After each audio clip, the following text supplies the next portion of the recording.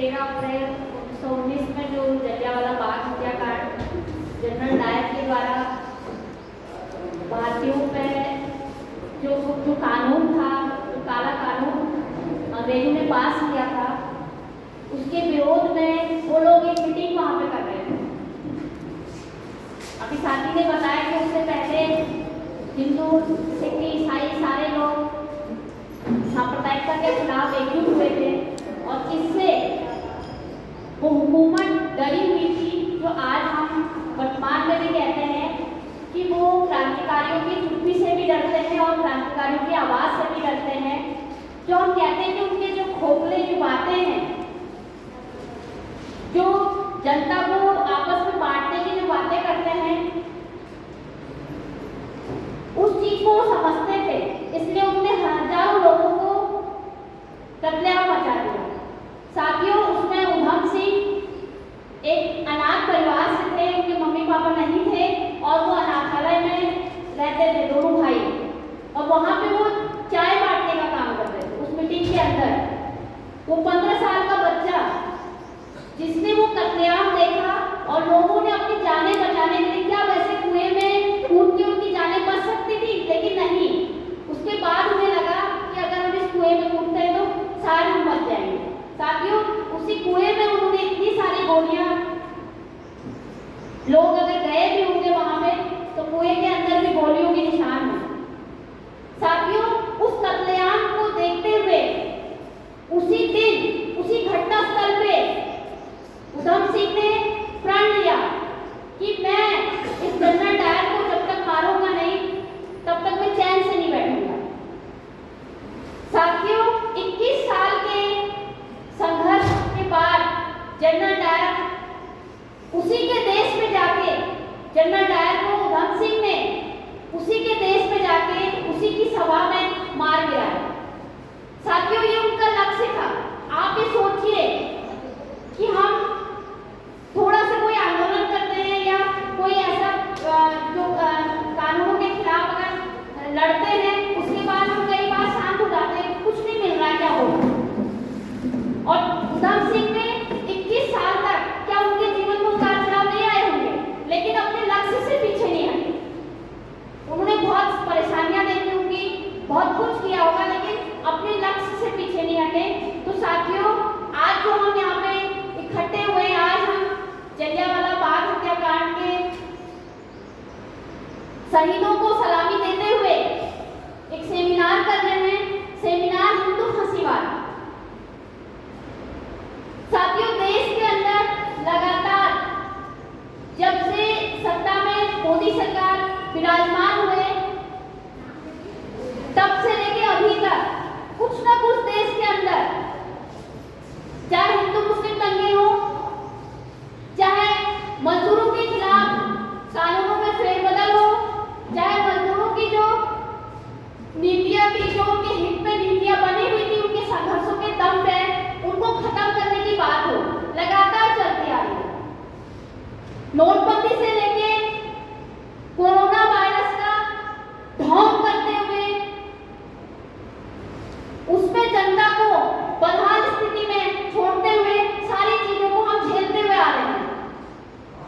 साथियों, जब हम इस बात को कहते हैं कि फांसीवाद क्या है, फांसीवाद पूंजीपतियों की नंगी तानाशाही है मजदूर वर्ग पे।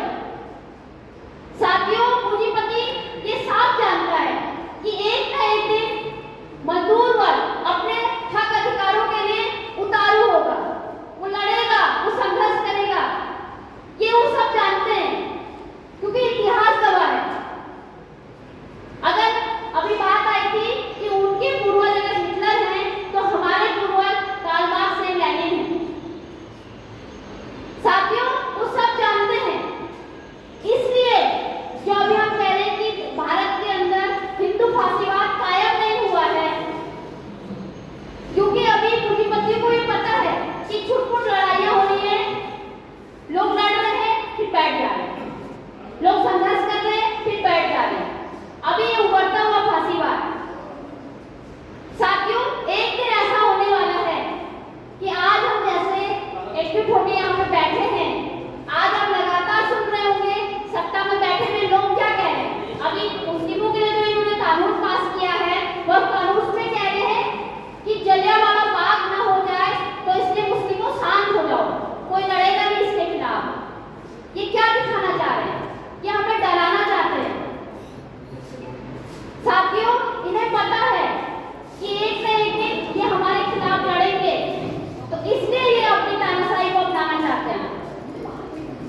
हिंदुओं के नाम पर हिंदू राष्ट्र बनाना, बहुल आबादी देश के अंदर हिंदुओं की है, तो उसके नाम पर ये आज गरीब मेहनतकश मजदूर किसानों के बच्चों को उस तानाशाही में धकेल रहे हैं। कार्ल मार्क्स कहते थे कि धर्म अफीम है, उस अफीम के भूत को पिला रहे हैं उन गरीबों के बच्चों को। आज बजरंग दल जैसे, एबीवी जैसे जो भी आरएसएस के जो संगठन हैं वो क्या काम कर रहे हैं? आज गली गली मोहल्ले मोहल्ले में वो राम नाम के नारे लगा रहे हैं, वो हनुमान के नारे लगा रहे हैं, वो सबके घरों में झंडे लगवा रहे हैं। वो आज उन नौजवानों को जिनको नौकरी करनी चाहिए थी, जिन्हें पढ़ाई करनी थी, जिन्हें अपने माँ बाप का सहारा बनना था, उनको आज गुंडा बना दिया उन्होंने। उनको आज मस्जिदों के ऊपर जाके वो कह रहे झंडे लगवाओ, उनको इस दलदल में धकेल रहे हैं। साथियों, वो अडानी अंबानी वो इस देश के धन्ना सेठों के बच्चे नहीं हैं जो बजरंग दल जैसे संगठनों में शामिल हुए हैं। वो हमारे बच्चे हैं, वो हम गरीब मेहनतकशों के बच्चे हैं। आज प्रगतिशील भोजन माता संगठन यहाँ पे हरिद्वार में कई भोजन माताएं हैं, कई भोजन माताओं के बच्चे उस संगठन में हैं। साथियों, सोचो वो भोजन माता जिसको सरकारें 3000 रुपए अपने संस्थान में 3000 रुपए वेतन दे रही हो, जिनको कोई सुविधाएं ना हो, जिनको झाड़ू के नाम पर, जिनको टॉयलेट बाथरूम साफ कराने के नाम पर धमकियां दी जाती है कि तुम्हारी नौकरी चली जाएगी। लेकिन 3000 की नौकरी, उसके बाद भोजन माता कितनी दहशत में रहती है, कितना उनका मानसिक उत्पीड़न शोषण हो रहा है, ये वो भोजन माताएं जानती हैं, जैसे फैक्ट्रियों के अंदर मजदूर जानते हैं। साथियों, आज मजदूरों में फुल तानाशाही है कि 12 घंटे काम करोगे तो आओ, नहीं तो जाओ। ये क्या है? ये फांसीवाद है, ये उबलता हुआ फांसीवाद है, ये फुल तानाशाही है उनकी। आज मजदूर को पूछना चाहिए ना तुम्हें क्या जरूरत है? ये वोट के नाम पर, ये धर्म के नाम पर, ये जातिवाद के नाम पर इस तरह के जो हमारे बीच में अलग अलग कानूनों को पेश करते हैं ताकि जनता, अभी तो मुस्लिमों के लिए आया है, हमारे लिए कानून नहीं बनाया। साथियों, हम मजदूर हैं। देश के अंदर, दुनिया के अंदर दो ही वर्ग हैं, मजदूर वर्ग और पूंजीपति वर्ग। तो ना हम हिंदू हैं, ना मुस्लिम हैं, ना सिख हैं, ना पारसी हैं, हम ईसाई नहीं है। हम मजदूर हैं, मेहनतकश हैं, हमारा वर्ग है। और उस वर्गीय चेतना के आधार पर हमको एकजुट होना पड़ेगा। 1917 की जो रूस की क्रांति थी, लेनिन ने वहां पे यही कहा था कि मजदूर वर्ग की क्रांति मजदूर वर्ग ही करेगा। साथियों, हम लोग जो लगातार अपनी छोटी छोटी लड़ाइयों को लड़ रहे हैं, अभी हम इस मुकाम पे नहीं पहुंचे हैं कि हमारी असल लड़ाई क्या है। अभी चाहे मजदूर वर्ग हो, चाहे भोजन माताएं हैं, केवल वेतन भत्तों की